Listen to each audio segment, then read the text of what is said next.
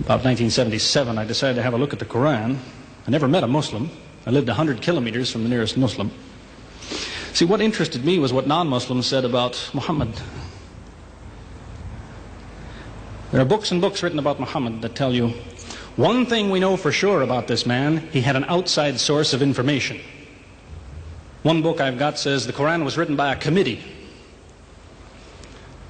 because they've established so well that there's information in there that an Arabian shouldn't have known. He must have had someone from the outside bringing him this information. So they say, one thing we know for sure, he had an outside source of information. Now, he said this book was a revelation. So they say, you see, he was a liar.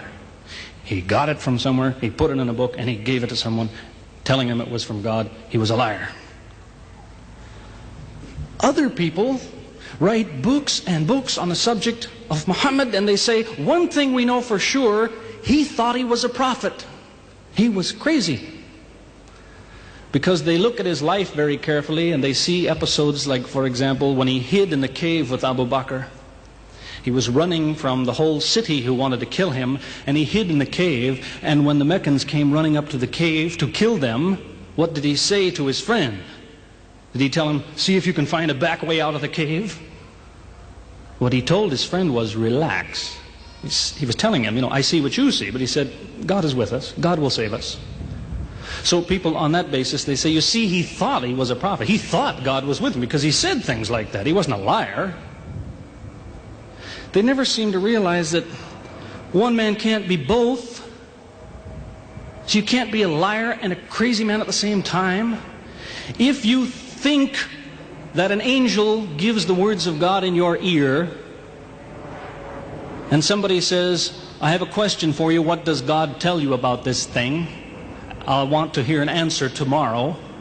If you're a crazy man, if you think an angel whispers in your ear, then you don't sit up that night thinking, what will I tell him tomorrow? What can I find? Who knows the answer? You're crazy. You think the angel will tell you the answer. You don't go and look it up somewhere. You see, you can't be a liar and a crazy man at the same time. You can be one or the other, or neither, but you can't be both.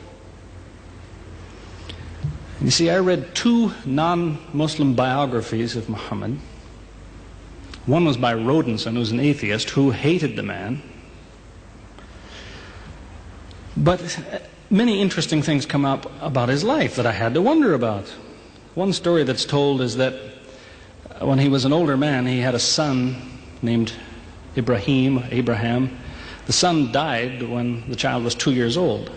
The same day the boy died, there was an eclipse of the sun. The sky went dark.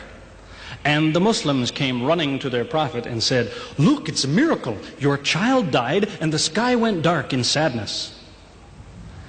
It occurred to me, see, if he was a crazy man, he'd probably believe what they said. He'd probably think, yes, it's a miracle. My child died, the sky is dark. Yes, it's a miracle. If he was a crazy man. If he was a liar, he would have taken advantage of it. He would have said, yes, right, my child died, the sky is dark, you tell everyone, it proves I'm a prophet. It's a miracle.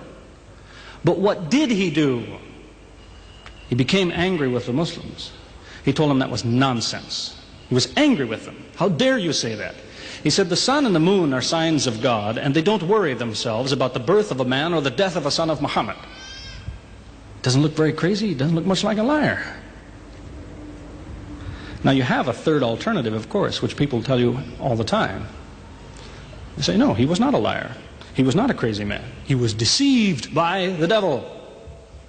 Deceived by the devil. It's an interesting idea. But whatever you say, you better be ready to back it up. There's a lot of difficulties with that idea. For example, there is a verse in the Quran which tells the reader about a good habit to develop.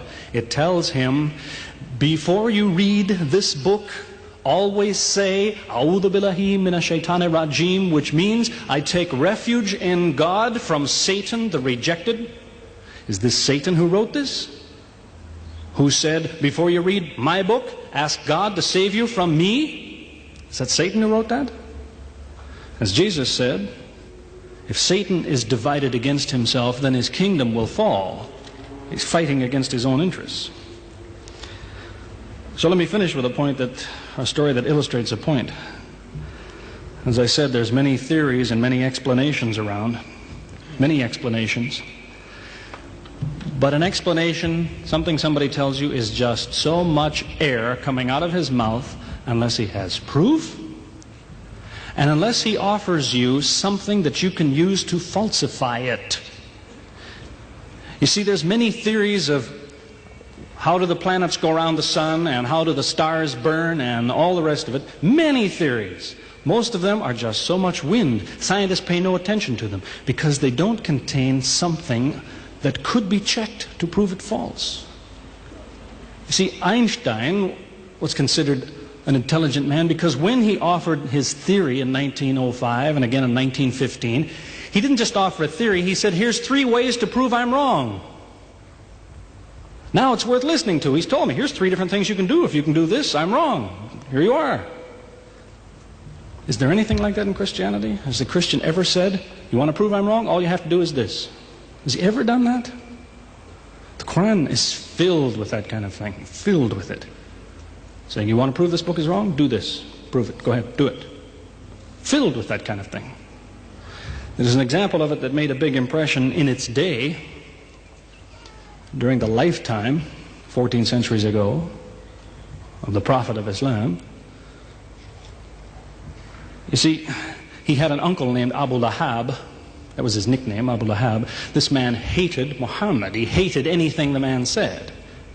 He used to watch him going through the city, and if he saw him talking to someone, he waited till they split up. He'd go after the man he spoke to and take him and say, what did Muhammad tell you? Whatever it is, it's a lie. Did he tell you day? It's night. Did he say black? It's white. Exact opposite. Whatever he heard the Muslims say, he said the opposite. That was the way his mind worked. There's a little chapter of the Quran called Lahab, and it says about this man that he'll never change. It condemns him to hell, Jahannam. You see, if the man had ever become a Muslim, the Muslims would believe, well, now he's not condemned anymore. You see, for 10 years before Abu Lahab died, that was a part of the Quran. And the Muslims could come to Abu Lahab and say, do you know, it's been revealed to us in our book that you will never be a Muslim. God says you will never be a Muslim. For 10 years they told him that. All he had to do was say, well, your book is wrong. I want to be a Muslim. What do you think of your book now? That's all he had to do. He had 10 years to think about it. And that's the way he was. See, if somebody is your enemy, you don't come to him and say, you want to prove I'm wrong? Here, say this. Come on, say it. If all you have to do is say the words and I'm wrong, you finish me. He never did it. See, this is one of many cases of something that was offered that could have been falsifiable. So it was. As I say, in 1978, after, how long would that be? 15 years of arguing with the church authorities, one place or another, I got the idea. I'm going to argue with some other people. I'm going to read the Quran, see how much of it is any good, pick out the true, pick out the false. Thought it'll take a few years, it'll take some serious study and so on. I read through it. About 3 days later, I finished it. I said, this is what I've been saying for 15 years. So I went to find some Muslims. I don't want somebody to feel you've been tricked into something. I haven't said anything about Christianity that isn't true. I haven't said anything about Islam that isn't true unless it was a slip of the tongue or something. I'm simply trying to remind an individual, don't close your mind before it's too late. Don't make up your mind before you have all the facts.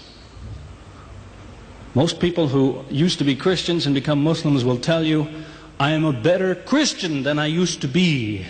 Now I follow Christ. I didn't before. That's what I would tell you. The Bible says Jesus told his disciples, when you greet one another, let your greeting be, peace be with you. He set the example. Peace be with you. Who says that today? Christians? Once in a great while, maybe. Muslims, whether they speak Arabic or not, they say, Salaam alaikum. Peace be with you. Jesus, when he prayed in the Garden of Gethsemane, put his forehead on the ground. Who prays like that? Christians or Muslims? Jesus used to fast for more than a month at a time. Who fasts today? Christians or Muslims? who really is trying to imitate Jesus.